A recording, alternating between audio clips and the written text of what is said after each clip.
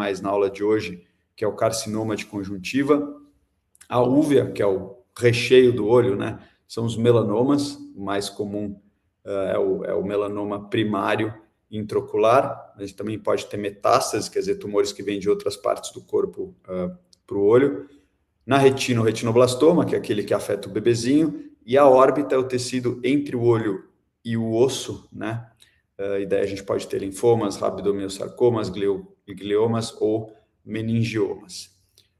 Só algumas imagens para vocês entenderem. Essa é a retinografia colorida do olho esquerdo de um menininho de 13 anos de idade que tem um hemangioblastoma, quer dizer, tem um tumor benigno vascular da retina que está relacionada a von Hippel-Lindau, que é aquela doença genética que pode dar tumor de rim nesses garotos, né? Então, vocês veem aqui, em cima do nervo óptico, tem uma massa vascular na parte inferior também. Então, esse não é um câncer, é um tumor benigno, mas que pode custar a visão desse paciente. Aqui nessa imagem seguinte, a gente vê uma lesão cor de salmão, a gente vê uma lesão embaixo da conjuntiva, que é a chamada salmon patch, e esse é um linfoma que acomete os tecidos perioculares, né? Nesse caso aqui é um linfoma Malte, para vocês que já passaram aí na hemato, é um linfoma que pode afetar as pálpebras, as conjuntivas, e nesse caso muitas vezes é o oftalmologista que faz o diagnóstico. Essa imagem aqui é meio estranha de ver, né? Você fala, Rubens, parece aqueles globos que a gente via nos filmes de Hollywood, que o cara sacode assim, fica cheio de coisinha flutuando dentro. Então, esse é um retinoblastoma, e essas bolinhas flutuando dentro do vítreo são as tais sementes vítreas, né? Que são os pequenos pedacinhos de tumor aí que ficam flutuando dentro do olho. E aqui, um menininho que tinha um retinoblastoma, foi nucleado, o olho foi removido para tentar salvar a vida da criança, mas sobrou tumor. Então, vocês veem esse quadro, que quando a gente olha assim, parece um quadro de celulite, né? Parece uma infecção da órbita, mas nesse caso era tumor que sobrou e já um caso avançado, de difícil tratamento.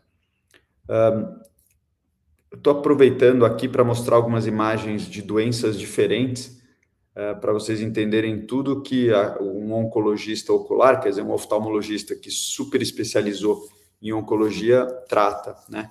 Essa é uma moça de 18 anos de idade, essa é uma retinografia colorida do olho esquerdo, né?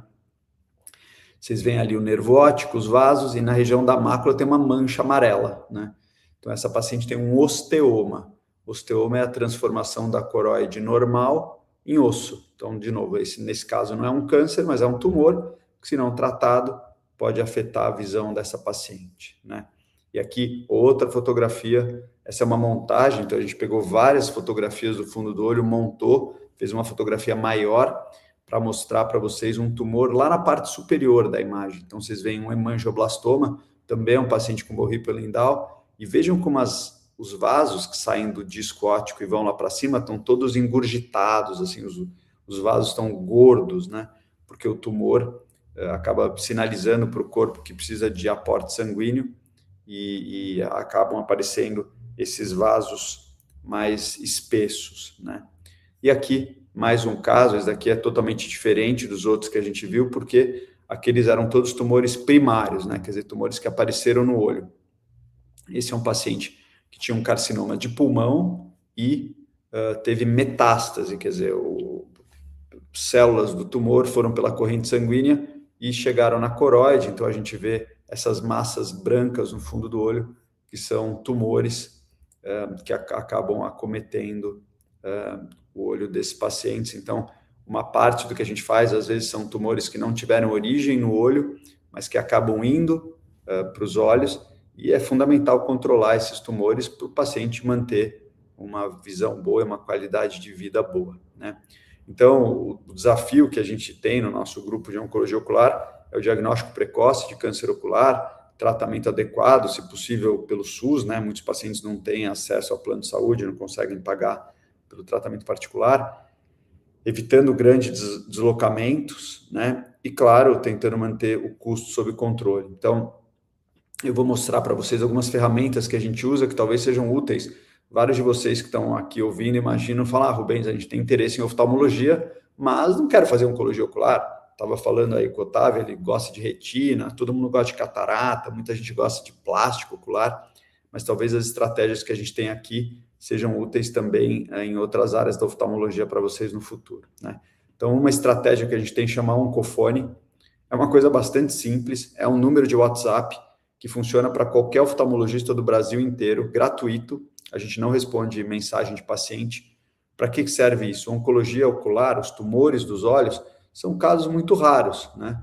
Então, estima-se que um oftalmologista, na carreira inteira dele, ele vai fazer diagnóstico de um melanoma de coroide. Então, como é que você vai manter todos os oftalmologistas treinados e informados, né? É impossível. O cara vai ver um caso na carreira, quando chegar ao caso, ele vai ter dúvida. Então, esse número de WhatsApp funciona para isso. Todo oftalmologista que encontra um caso suspeito de câncer ocular, manda uma mensagem para a gente.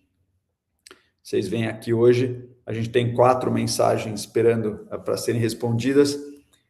Então, funciona super bem. A gente já tem agora, estamos publicando aí milhares de casos que a gente respondeu, funciona super bem. Vocês veem que é sem nenhum tipo de cerimônia, né? Vocês veem nessa imagem, todo dia a gente recebe aí várias mensagens, colegas do Brasil inteiro mandam e falam assim, Rubens, ou quem, nem sempre sou eu respondendo, mas fala, pessoal, é um caso de câncer? Daí a gente ajuda esses colegas, então é uma ferramenta muito útil, né?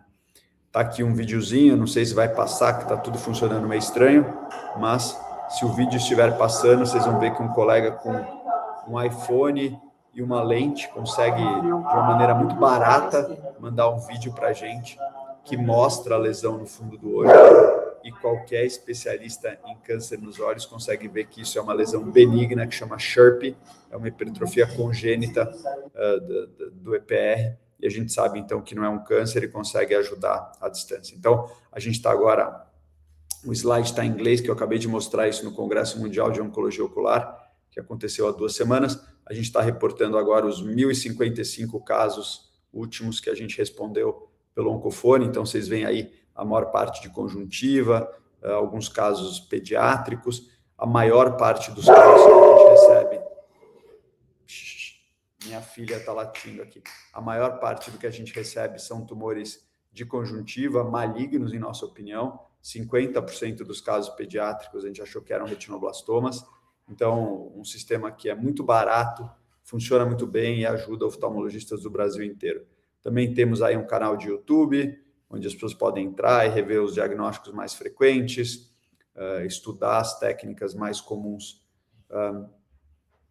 para tratamento dos tumores. A gente também tem um programa de educação continuada aí, a gente dando aula em Araraquara, Sorocaba, e temos também um Instagram que não tem dancinhas bonitinhas, mas tem os temas mais frequentes em oncologia ocular. A gente tem aí mais de 10 mil seguidores e eu acho que é uma ferramenta bastante útil para os colegas oftalmologistas de todo o Brasil, tá? Na aula de hoje, a gente vai falar de lesões conjuntivais e melanomas de coroide. Lesões conjuntivais, porque elas são as mais frequentes, então vocês vão ver isso na oftalmologia, independente da área que vocês queiram trabalhar no futuro. Então, as lesões conjuntivais vêm em 2 tipos, as epiteliais e as melanocíticas. Então, aqui lembra da dermatologia, tá? Você vai na dermato, você tem os carcinomas, né, e espinocelular, basocelular, que são os tumores epiteliais, você tem os melanomas, que são as lesões melanocíticas, é mais ou menos assim que funciona na conjuntiva. Então, as lesões conjuntivais mais comuns são causadas pelo dano solar, então no nosso país tropical, né, quem mora mais perto do Equador toma mais sol na cabeça e no olho também. Os pacientes imunossuprimidos têm mais desses tumores, os pacientes que têm infecção pelo HPV, e também alguns pacientes raros com doenças genéticas, como xeroderma pigmentoso. Vou mostrar algumas fotos da patologia, que essa setinha azul mostra a divisão do epitélio normal à direita, do epitélio alterado à esquerda. Então, claro, nesse caso, patologia é fundamental. Outro slide lindo do professor Miguel Bournier, do Canadá. À direita é o epitélio saudável e à esquerda, esse epitélio espessado, alterado, que já é um epitélio com uma doença pré-câncer, digamos assim. E aqui um carcinoma invasivo, que você já vê em elementos vasculares misturados aí no tumor, tá? Pô, Rubens, mas como é que é isso clinicamente? Então, a apresentação clínica é muito variada. Eu vou mostrar para vocês algumas fotos. Vocês veem aqui uma diminuição da transparência da córnea, tá? Então, nesse caso, o paciente que tem uma displasia ou um pequeno carcinoma espinocelular, que começa na conjuntiva e cresce em cima da córnea, que é a parte transparente do olho, e aqui você vê uma doença ainda bastante inicial. Nesse slide você já vê uma alteração mais importante do epitélio, onde o epitélio saudável foi substituído pelo câncer, né? Então, nesse caso, o paciente já tem uma alteração da visão. Essa seria, digamos assim, a apresentação mais comum de livro. Então, você vê, é uma lesão no limbo, né? O limbo é a transição entre a conjuntiva e a córnea, uma lesão elevada. A gente descreve ela como meio gelatinosa, ela parece meio molinha, assim, e tem vasos nutridores, né? Quer dizer, você vê vasos grandes, engurgitados, chegando para nutrir o tumor. Então, essa é a foto clássica desse tipo de lesão, tá? E aqui outras fotos com apresentações diferentes, só para vocês entenderem como isso aparece. Claro que os tumores podem ser maiores, mais agressivos, isso principalmente acontece em pacientes idosos ou imunossuprimidos. Você já vem aqui um tumor que está afetando a conjuntiva bulbar, chegando até a córnea, mas também indo ali, a gente chama de fundo de saco, né? A região onde a conjuntiva inferior passa a revestir a pálpebra por dentro. E aqui vocês veem um grande carcinoma, que, claro, é uma doença muito avançada.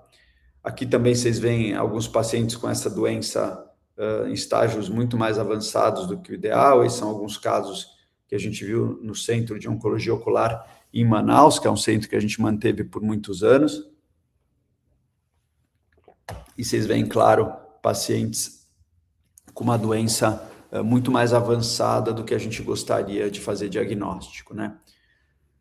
Para tratar esses tumores, é fundamental a gente saber onde está a margem. Então, vocês veem num caso que nem esse, a margem parece ser muito clara, né? Você olha e fala, Rubens, acho que está ali, naquele vasinho vermelho. Mas, nesse caso, já dá muita dúvida onde termina o tumor e onde começa a conjuntiva normal. Porque, que nem na pele, você precisa dar uma margem de tecido normal para garantir que você tirou todo o tumor.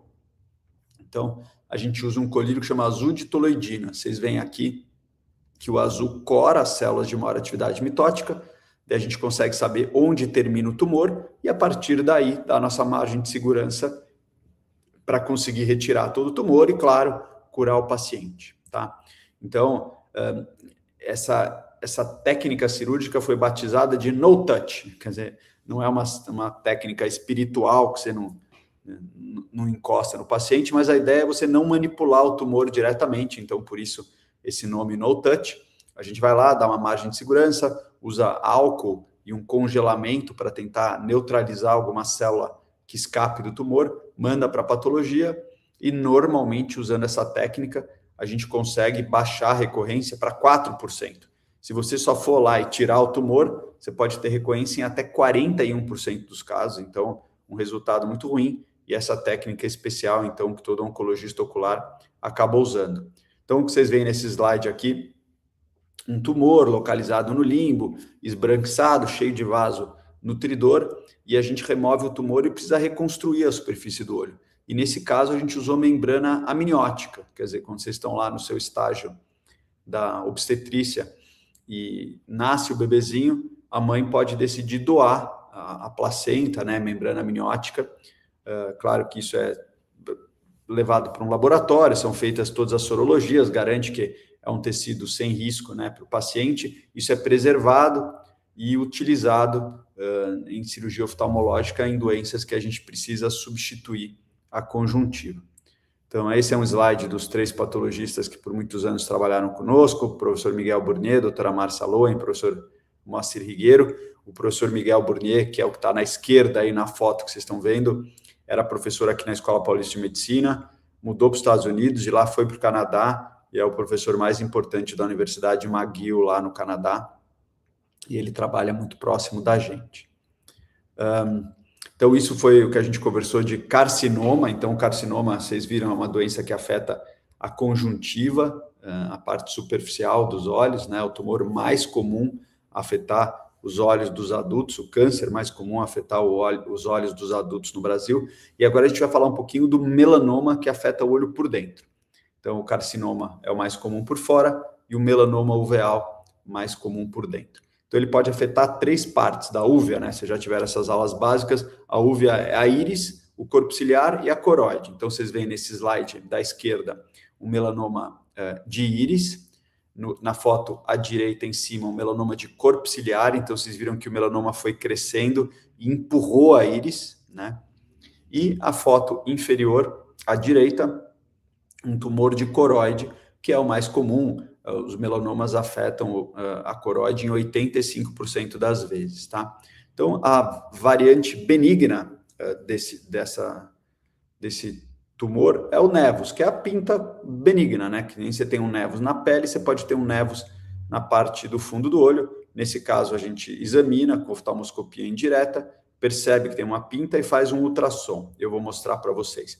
A imensa maior parte dos nevos de conjuntiva são planos, de coroide, são planos. Então, você examina o fundo do olho. Então, aqui, vamos lá. A fotografia do fundo do olho chama retinografia. Então, essa é uma retinografia colorida do olho esquerdo. A gente vê a bolinha ali, que é o nervo óptico, os vasos, que são essas linhas vermelhas, tudo que é laranjinha aí é a tal da retina, e aí embaixo, essa manchinha é a mácula, né? Como vocês sabem, a mácula é a região mais importante para a gente enxergar. E daí vocês veem uma mancha escura, e essa é o tal do nevus, quer dizer, uma pintinha que está embaixo da retina. Você fala, pô, Rubinho, mas como é que você sabe que está embaixo da retina? Porque você vê que o vaso passa por cima da pinta e o vaso não altera, né? Não mergulha dentro da pinta. Então, a gente sabe que a pinta está mais profunda que a retina, onde estão os vasos, tá? Então, o nevus de coroide é um amartoma benigno, provavelmente está próxima aí, presente em 4% da população, a imensa maior parte é plano e é um dos diagnósticos diferenciais e um dos fatores de risco para o paciente ter melanoma. Agora, uma entidade diferente, a gente falou da pinta, que é o nevus, agora a gente vai falar da melanocitose oculodermal. Então, isso é importante vocês saberem, porque vocês vão encontrar essa doença como oftalmologistas, quem fizer pediatria, quem fizer dermatologia, quem fizer cirurgia plástica, né? Então, a melanocitose oculodermal é o tal do nevus de Otta, que a gente aprende, né, com o nome, o epônimo, nevus de Otta. Então, uma hiperpigmentação congênita da episclera e da úvea, que pode também afetar a pele. Nesses casos, acaba gerando uma queixa grande estética aí para o paciente. É importante saber que quem tem essa melanocitose oculodermal tem um risco grande de ter glaucoma e tem um risco muito maior que a população normal de ter um melanoma no fundo do olho. Então, vocês estão vendo aqui um paciente, vocês veem que a pálpebra inferior dele é bastante pigmentada e a superfície do olho também. Mas esse pigmento não está na conjuntiva, ele está embaixo da conjuntiva, está na parede do olho, que chama esclera, né? Então, você vê o paciente olhando para baixo, muito pigmento.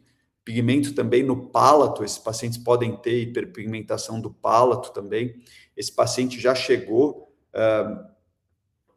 com história de ter glaucoma, então ele já usava colírio para glaucoma, chegou com baixa de visão, a gente fez um ultrassom, mostrou que tinha um tumor dentro do olho dele e decidimos então fazer a cirurgia que chama enucleação para retirar o tumor. Então aqui vocês estão vendo uma foto do intraoperatório, então só para vocês entenderem, esses ganchinhos de metal estão embaixo do músculo e os cotonetes também estão embaixo do músculo, esse é o músculo reto lateral, né? Então, o olho tem músculos como se fossem rédeas de cavalo que posicionam os olhos. Então, quando a gente faz a cirurgia para remover um olho muito doente, a gente secciona esses músculos. Aqui é só para vocês verem quanto pigmento tinha, né? O músculo normalmente tem uma cor de picanha, né? Aqui, nesse caso, vocês veem que o músculo está muito escuro, porque tem muito pigmento, né?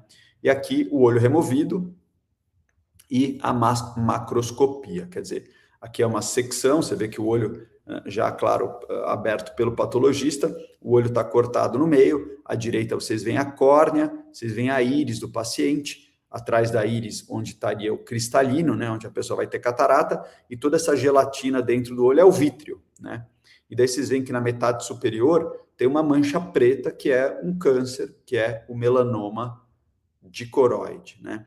Daí atrás do olho, para a esquerda da fotografia que vocês estão vendo, tem o nervo óptico e vocês veem muita pigmentação também ao redor do nervo óptico, que são as meninges. Então a gente entende aí onde tem essa hiperpigmentação e por isso esse paciente tem um risco de ter um melanoma. Essa é uma paciente querida nossa do ambulatório, ela tem de um lado melanostose oculi e do outro lado nevus flâmeus. Então, do lado da melanostose ela tem risco de ter glaucoma e melanoma, e do lado do nevus flâmeus ela tem, que está relacionado a Sturz-Weber, né? Ela tem um risco de ter um hemangioma, que é um tumor benigno, que também afeta o olho. Então, você vê duas doenças associadas a tumores malignos e benignos na mesma paciente, né? Então, essa paciente deu azar.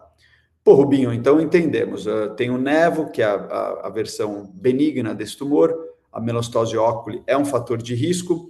E aí, quando a gente faz diagnóstico de melanoma? Então, de maneira geral, como eu disse, nevo sempre tem menos do que 1 milímetro de espessura. O melanoma tem mais do que 3 milímetros de espessura. E daí a pinta entre 1 e 3 milímetros, a gente tem regrinhas como tem na dermatologia, né? Quando vocês passaram lá da dermatologia, tem aquelas regrinhas A, B, C, D, E, para você ver a lesão na pele do paciente, e aquela regra nos ajuda a separar as lesões com pouco risco de ser melanoma das lesões com alto risco de ser melanoma, né? Então, a mesma coisa no olho. A gente estima que uma pinta normal tem um risco pequeno, uma pinta normal, né? Uma pinta sem fatores de risco tem um risco pequeno, estimado em 1 em 8.845, quer dizer, quase 1 para 9.000, é muito azar uma pessoa com uma pinta sem fatores de risco virar um melanoma, mas esses fatores de risco, que são um pouco específicos para vocês ainda na medicina, mas tamanho, a presença de sintomas, pigmento laranja, nos ajuda a identificar as pintas com risco maior. Estou aqui só para vocês verem, uma pintinha boazinha, e a gente vai agora falar do melanoma de coroide. Você já vem aqui, é um melanoma pequeno. O que vocês conseguem ver nessa foto? Que o vaso está vindo e ele passa por cima, ele parece ter uma deflexão, ele dá uma subida na pinta. E vocês conseguem ver umas manchinhas laranja, que é um dos fatores de risco para o melanoma. Aqui a gente tem uma outra imagem. Esse é um melanoma que afeta a mácula desse paciente, né? Então vocês veem toda a parte do polo posterior tem um tumor, né?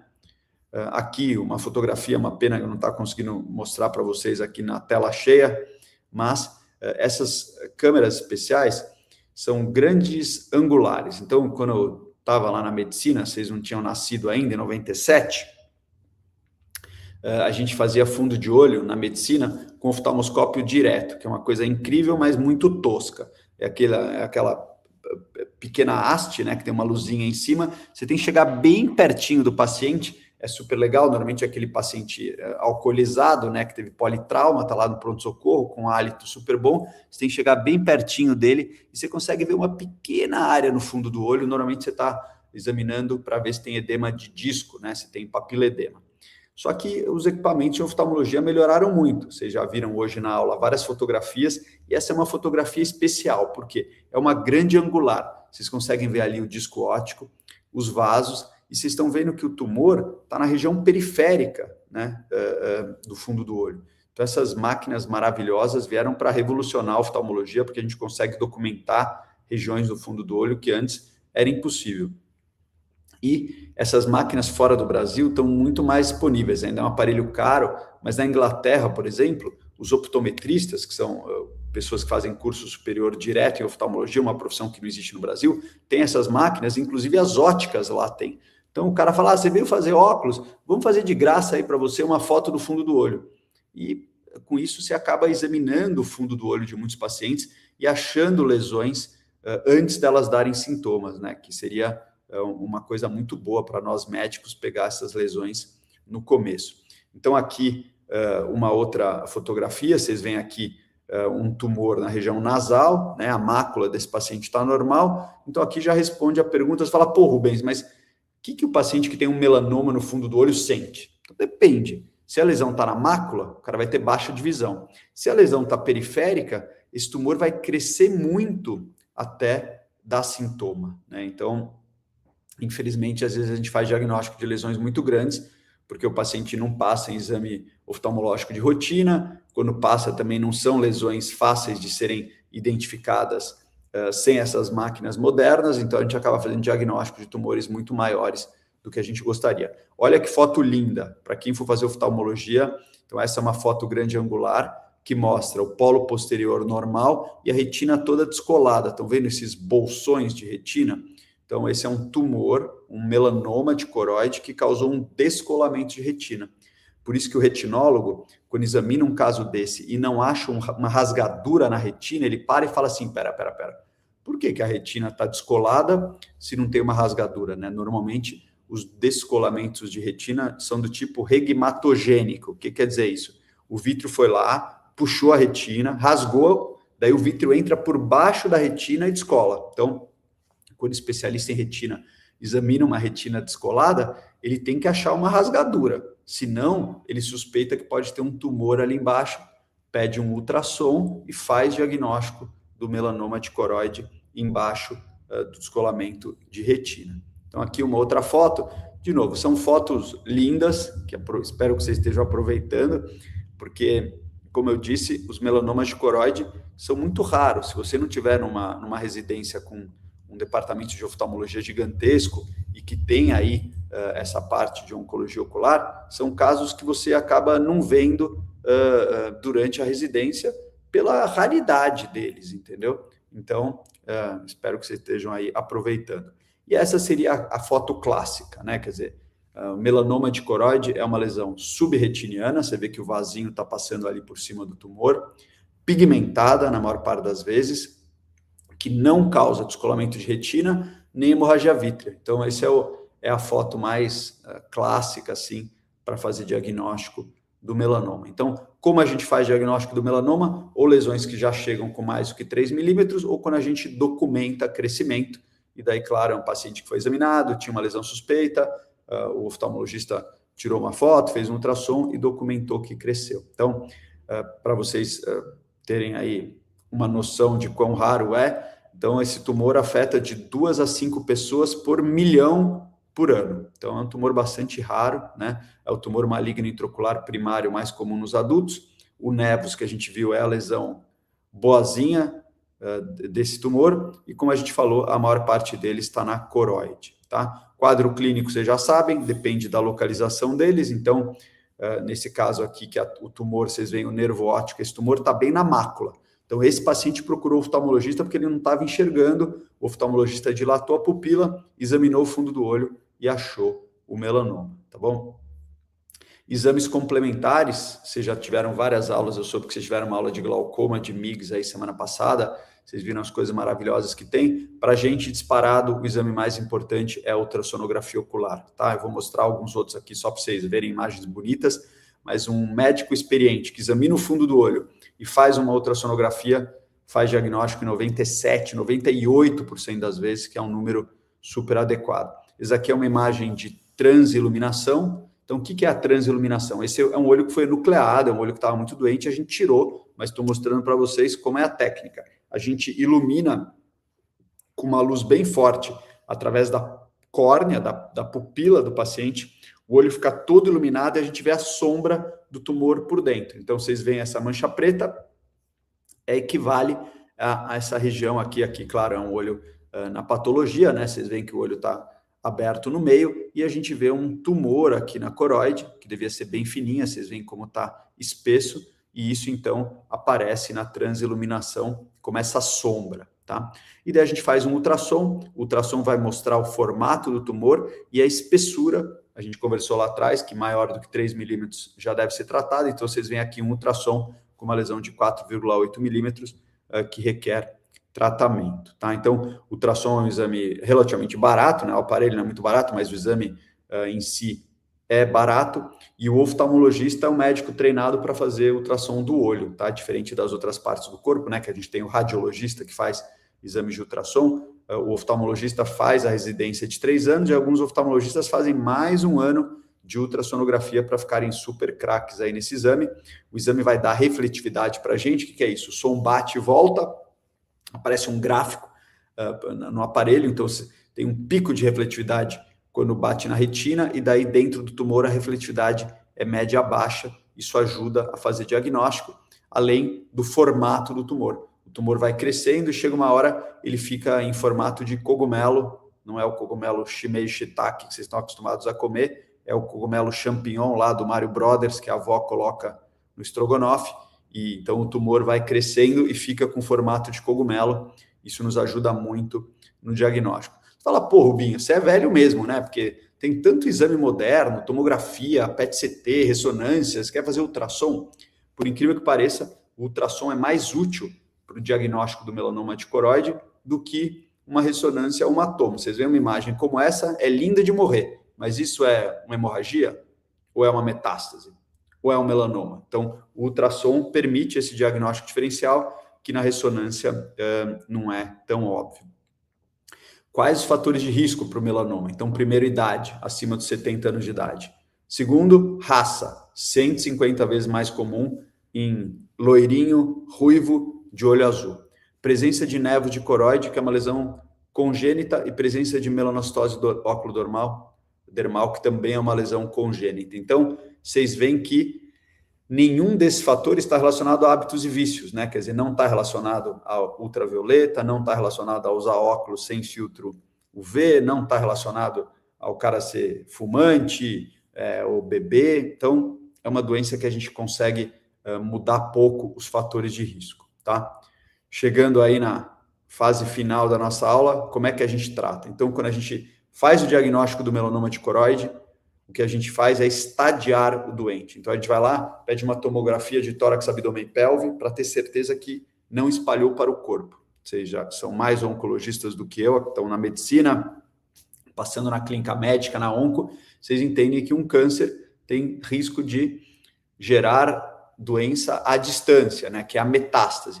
Só que o curioso do olho é que o conteúdo do olho não tem vaso linfático, né? Quando a gente vai lá, o cara está com conjuntivite viral e a gente palpa para ver se tem linfonodo, é porque a conjuntiva, a parte externa do olho, tem vaso linfático, mas o conteúdo no olho não. Então, o melanoma só sai do olho por via hematogênica. Então, ele entra no vaso, vai pelo sangue e para no fígado. Por quê? Porque Deus fez assim, a gente não sabe, tá? Então, no momento diagnóstico, a gente faz uma tomo do tórax, abdômen e pelve, garante que esse paciente não tem doença no resto do corpo.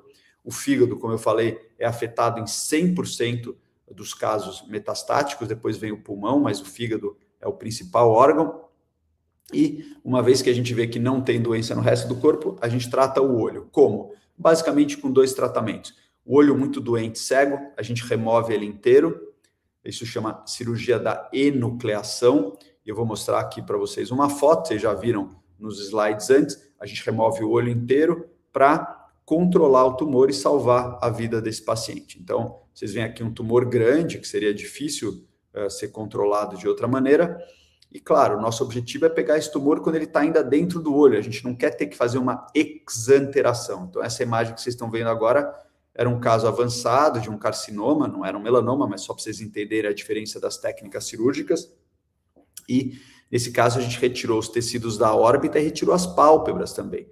O que, infelizmente, é muito ruim para esse paciente, né? Acaba gerando um sofrimento muito grande. A gente quer evitar isso, a gente quer pegar os tumores em estágios iniciais para conseguir tratar esses doentes sem cirurgias mutilantes e, claro, na medida do possível, sem retirar o olho e mantendo boa visão, né? Então, isso daqui é o intraoperatório de uma cirurgia dessa, uma cirurgia muito agressiva, e a gente tem uma opção para evitar a retirada do olho. Então, você imagina, muitos desses pacientes chegam com visão normal ou tumores pequenos e, claro, a imensa maior parte dos pacientes não quer ter o olho removido. Então, o que a gente tem para fazer? Braquiterapia, que é a aplicação de alta dose de radiação no tumor. Eu vou mostrar para vocês como são as placas de braquiterapia, como ela é colocada. Então, são pequenas placas de ouro, onde são encaixadas sementes radioativas, é assim que a gente recebe a placa no centro cirúrgico, e essa placa é colocada por fora do olho, justaposta no tumor, tá? Então, essa aqui é uma fotografia do fundo do olho, vocês imaginam se o tumor é essa mancha escura, a placa está por trás do olho, seria essa bola, círculo amarelo que eu coloquei aí. Fala, pô, Rubinho, mas por que você faz isso? Não é mais fácil dar remédio na veia? Pois é, o melanoma não responde bem à quimioterapia, o melanoma ocular não responde bem à imunoterapia. Para a gente matar esse câncer, a gente tem que dar uma radiação em alta dose. Por isso que a gente não faz radioterapia de feixe externo, como a gente faz para outros tumores, né? Se a gente estiver tratando um linfoma, por exemplo, a gente dá 4 doses, 4 grays de dose de radiação. Para tratar um melanoma, a gente dá 85. Então, mais de 20 vezes a dose, e isso a gente só consegue através da bracterapia ocular. A gente faz um ultrassom no meio da cirurgia, para a cirurgia no meio, para fazer um ultrassom.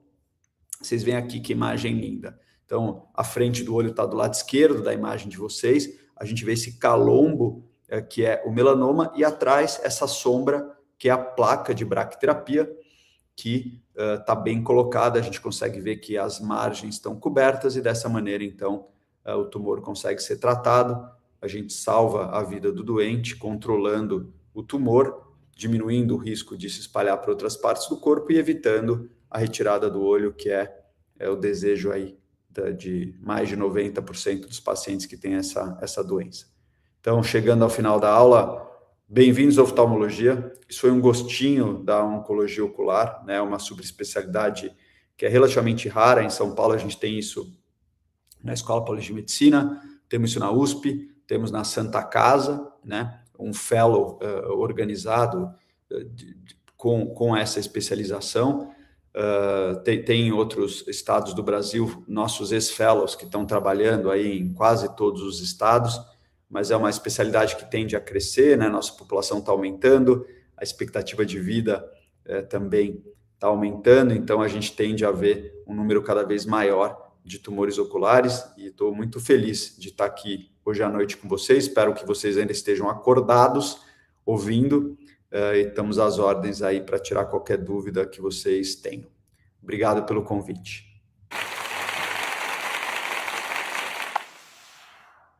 Muito obrigado pela aula, Dr. Rubens. Agora eu vou abrir aqui para perguntas, já adiantando para o senhor que foi dito por muitos dos nossos alunos que as imagens que o senhor selecionou foram incríveis, todo mundo gostou muito das suas imagens, elas ficaram muito didáticas e muito fáceis de visualizar o que o senhor estava explicando para a gente.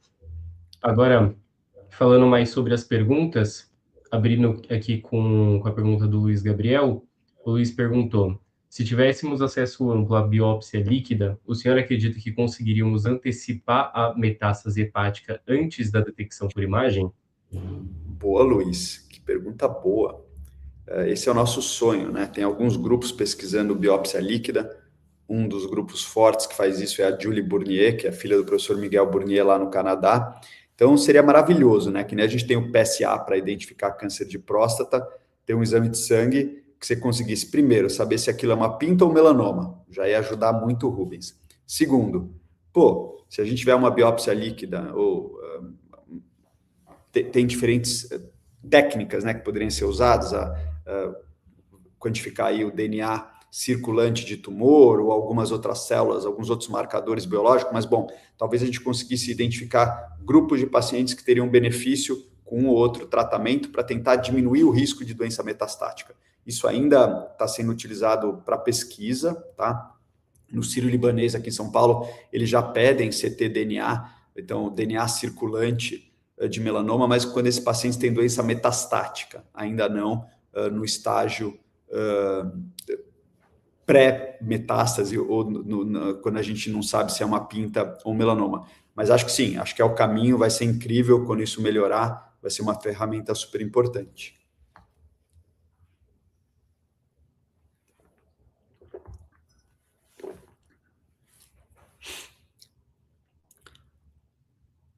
Boa. Próxima pergunta. Em relação ao descolamento relacionado ao melanoma de coroide, se tiver fluido subretiniano, tem pior prognóstico, muda a conduta? Excelente pergunta. Muda o prognóstico visual, mas não o prognóstico oncológico. Então, o tumor pode soltar líquido. Quando você trata o tumor com bracterapia, às vezes o líquido diminui, às vezes o líquido aumenta, uma coisa que a gente não sabe muito bem o que vai acontecer. Então, do ponto de vista de visão, Lohane, quanto mais líquido, como regra, especialmente se estiver na mácula, né, piora a visão do paciente. Mas não é um fator prognóstico oncológico. a gente às vezes drena esse líquido, como regra a gente só trata o tumor, espera e o líquido acaba diminuindo, mas a gente está com um caso agora de um paciente querido nosso que fez uma bracterapia, um olho ele não enxerga porque tem uma cicatriz desde menino por toxoplasmose, e o olho bom ele teve um melanoma. Então a gente tratou o melanoma, o líquido piorou, agora a gente está considerando fazer uma cirurgia de retina para drenar esse líquido, colocar a mácula de volta colada na parede do olho, mas daí para tentar melhorar o prognóstico visual dele.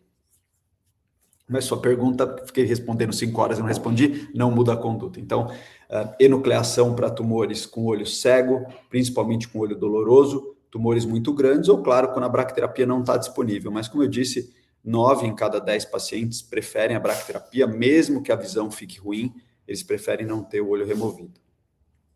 Aproveitando que o senhor está comentando sobre a bracterapia, outra pergunta da Lorraine foi se em Belo Horizonte não tiver um serviço de bracterapia, qual que seria a indicação dependendo do tumor? Pergunta muito importante. Então, a gente tem bastante contato com o pessoal que faz oncologia ocular em BH, doutor Fábio, doutora Rafaela, doutora Cíntia é oncologista e trabalha muito com isso, ela não é oftalmologista, mas é oncologista. Infelizmente, bracterapia ocular hoje não está disponível no estado de Minas Gerais. Na verdade, só está disponível em São Paulo. Em São Paulo tem alguns hospitais que têm a placa com sementes de iodo, que é a placa mais moderna e teoricamente melhor, porque permite tratar lesões mais espessas. E tem no estado de São Paulo uma outra instituição que trata com a placa de rutênio, que trata lesões até 5 milímetros, e hoje no Rio de Janeiro, na cidade de Rio de Janeiro, tem disponível essa placa de rutênio. Então, resumindo, do Brasil inteiro, a gente só tem placa de bracterapia no estado de São Paulo e no Rio de Janeiro, e pelo SUS a gente tem só em Ribeirão Preto a placa de rutênio e no Hospital do Amor, Hospital do Câncer de Barretos, a semente de iodo. Então vocês veem como é pouco disponível, né? No Brasil inteiro. Imagina um cara que tem uma doença dessa no Pará, ou no Amazonas, ou no Rio Grande do Sul, ele tem que se deslocar até São Paulo ou Rio de Janeiro para fazer um tratamento conservador. Então, sua pergunta é muito importante e meio cruel, né? Quer dizer, o cara que tem dinheiro vem para São Paulo, se trata, e a pessoa que não tem dinheiro tem o olho enucleado. A gente quer mudar essa realidade, né? É uma coisa muito cruel. Mas sim, você fala, Rubinho, se tiver num lugar onde não tem bracterapia, o paciente não tem acesso à enucleação, é a maneira de se tratar esse doente e basicamente salvar a vida dele, tá? Então a enucleação continua sendo uma das 2 importantes modalidades aí para tratar. O pessoal gostou bastante da questão da bracterapia, e aí surgiu mais uma pergunta da Mariana. Qual que é a viabilidade? A porcentagem de cura vale o investimento? Futura doutora Mari. Então, pergunta importante. Então, como regra, os pacientes preferem não ter o olho removido, né? Então, Mari, no mundo perfeito, o cara vai, o plano paga, o paciente não tem desembolso, então vale o investimento, né?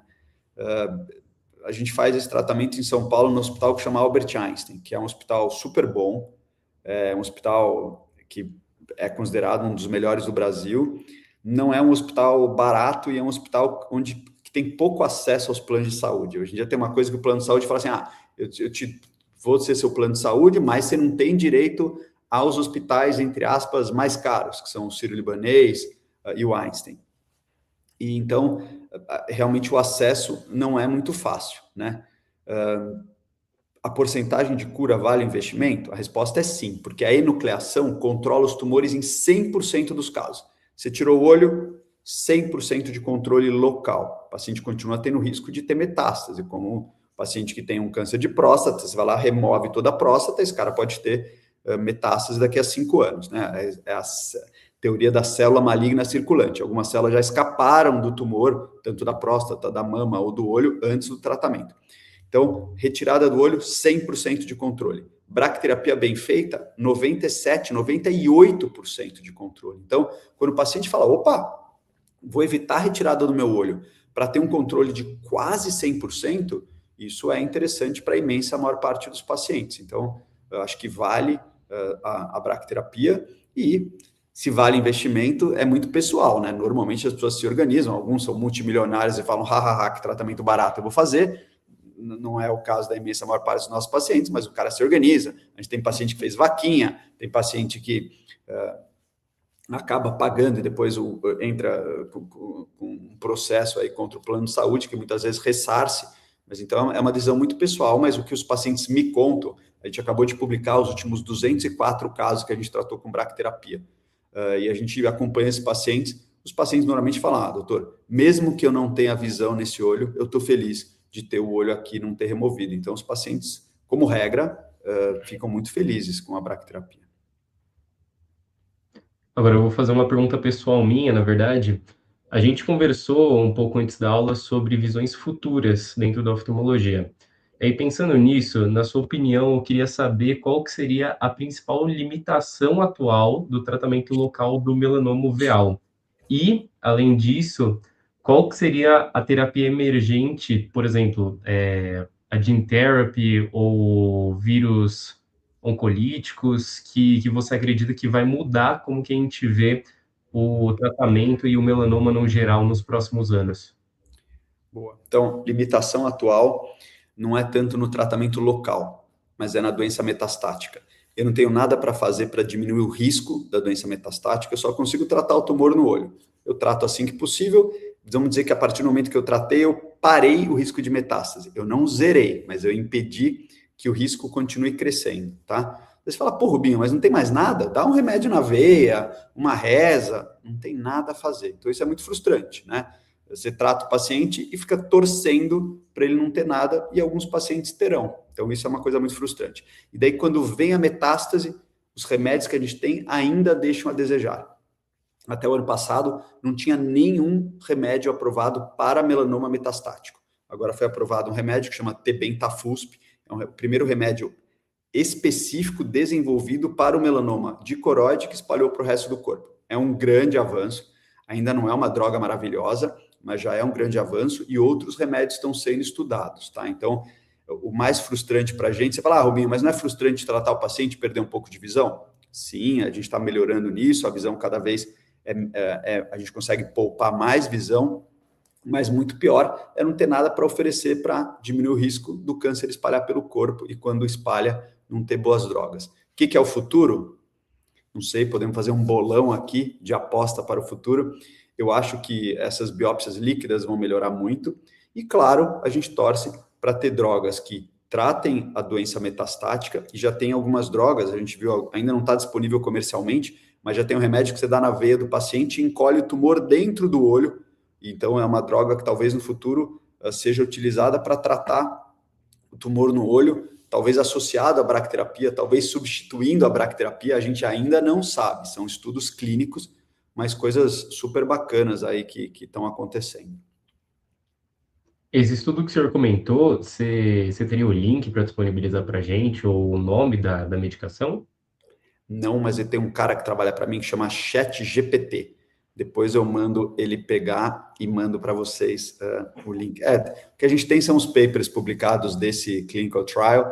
É uma coisa super nova, é um desses remédios com nome horrível, mas ainda não está disponível comercialmente, né? É tudo pesquisa, mas se vocês quiserem, depois eu mando para vocês. Fechou. Acho que todo mundo vai ter um pouquinho de interesse em ler. Eu, particularmente, eu vou ter bastante. Queria agradecer em nome da Blau a participação do senhor na aula de hoje. Se o senhor quiser fazer mais alguma ressalva, falar alguma coisa a mais aqui para a gente fica imensamente disponível, né, para ouvir e interessado. Mas se não tiver mais nada, a gente só queria agradecer a presença do senhor, a disponibilização do seu tempo e também pela excelente aula que o doutor deu aqui para a gente. O pessoal está elogiando muito aqui nos comentários, pessoal bem interessado, na verdade, na área, que é uma coisa que a gente não tem muito durante a graduação, né, que é a questão da oncologia e principalmente ocular. Então, acho que todo mundo aqui que está interessado na oftalmologia tem um pouco mais de interesse Então, acho que a sua aula foi de suma importância aqui para a gente, para entender um pouco mais da, da especialidade num ramo mais universal, por assim dizer, né? Então, em nome da Obrigado. associação, Obrigado, agradecê-lo. Otávio, pelo convite. Fiquei muito feliz. Pena que a gente não conseguiu colocar tudo. A próxima vez que a gente fizer, vamos fazer presencial com uma TV de 55 polegadas, para vocês conseguirem ver minhas fotos melhor. O Bruno adorou a retina descolada. Fiquei muito feliz, Bruno. Já vi que tem uns caras aqui que estão sendo pagos pelo professor Burnier para elogiar. Fico feliz que o Luiz conheça o professor Burnier. Ele realmente é uma lenda da oftalmologia. Vocês que tiverem oportunidade, eu sei que o Canadá é longe, que dói, caro, mas quem tiver a oportunidade de fazer lá, passar uma semana com o professor Burnier, ele é um dos melhores e mais queridos professores de oftalmologia no mundo e é um doce de coco. Então, acho que é uma oportunidade legal. Obrigado pela oportunidade de estar aqui com vocês. O que vocês precisarem, a Lohane aí é amiga do Fabinho, manda um beijo para o Fábio Nogueira. O que vocês precisarem, o Oncofone também está às ordens para vocês, tá? Quer dizer, óbvio que a gente não responde pergunta de paciente, porque a gente não quer criar conflito com o colega achando que a gente está fazendo consulta à distância. É um serviço que serve para qualquer aluno de medicina, para qualquer médico, para qualquer residente. Se vocês tiverem um caso de suspeita, manda para a gente responde com todo carinho. Vi que a Lohane ficou com o Miguel Materin, um argentino, longe de ser um cara perfeito, mas ninguém é perfeito, né, Lohane? O Miguel Materin é um amigo querido. Obrigado pelo convite de vocês, e daí espero que vocês me mantenham informado aí da carreira de vocês na oftalmologia, quando vocês forem prestar prova, quando vocês entrarem, vem passar um tempinho com a gente na clínica aqui em São Paulo, que é um mundo totalmente diferente. A clínica está de portas abertas para vocês. Obrigado pelo convite, Otávio. Muito obrigado, viu, Dr. Rubens? Boa noite. Boa noite.